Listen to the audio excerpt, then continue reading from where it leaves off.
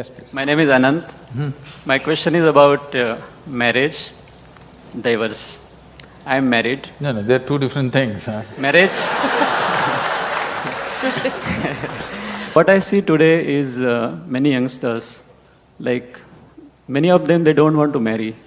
And few of them who marry, there are occasions where they are getting divorced. So, would you like to throw some light on this situation, Sadhguru? See, you need to understand the institution of marriage.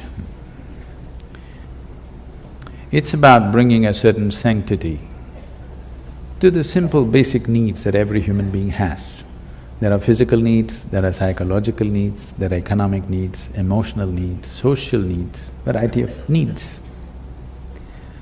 To fulfill all these things, we set up an institution called marriage where all this can be conducted in a sensible manner.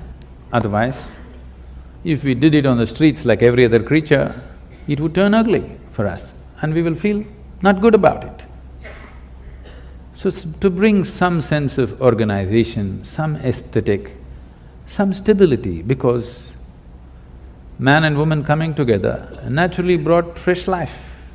It is, compared to any other creature, it is the most helpless life, which needs maximum amount of support. You could leave a puppy on the street, as long as he gets food, he grows up into a good dog, no problem. But not so with the human being. He doesn't need just physical support, he needs variety of support and above all, a stable situation. Whether there should be marriage in society or not, one will debate when they are 18 because physical body is asking for freedom, all right?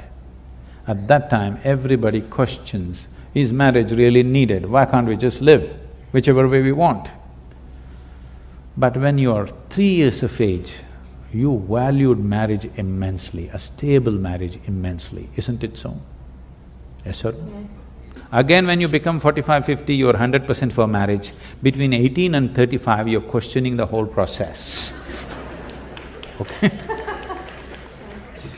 Because where the physical body is dominant, at that time, if you give in to that, then it will question every institution. This is hormone-fired freedom, okay? Your intelligence has been hijacked by hormones, so you question the fundamentals of everything. I am not saying marriage is the thing, but do you have a better alternative? If you have a better alternative, damn the marriage. But you have not come up with a better alternative, because a stable situation is a must for a child. Once you have a child, it's a 20-year project. Your whims and fancies will change, your emotions will change. If that is what it is, don't get into such situations. It's not compulsory for everybody to get married. It's good, young people, you are saying people are thinking whether to get married, and I'm glad. It is not necessary for everybody. But if you get into it and especially if you get into children, you must understand it's a minimum 20-year project, whether you like it or you don't like it. Otherwise, you shouldn't get into those projects. You don't walk into your project, drop it halfway and walk away, isn't it? It's your choice, but at least choose consciously. You don't have to get married because everybody is getting married.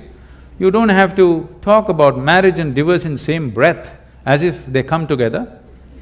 This is a completely an American idea, you're thinking of marriage and divorce together. Nobody thought of divorce in this country till recently, isn't it? So, if it happens, if something happens, something truly went wrong between two people and they have to separate, that will anyway inevitably happen. You don't have to plan it at the time of wedding. Why should you ever talk about marriage and divorce in one breath? It's a crime.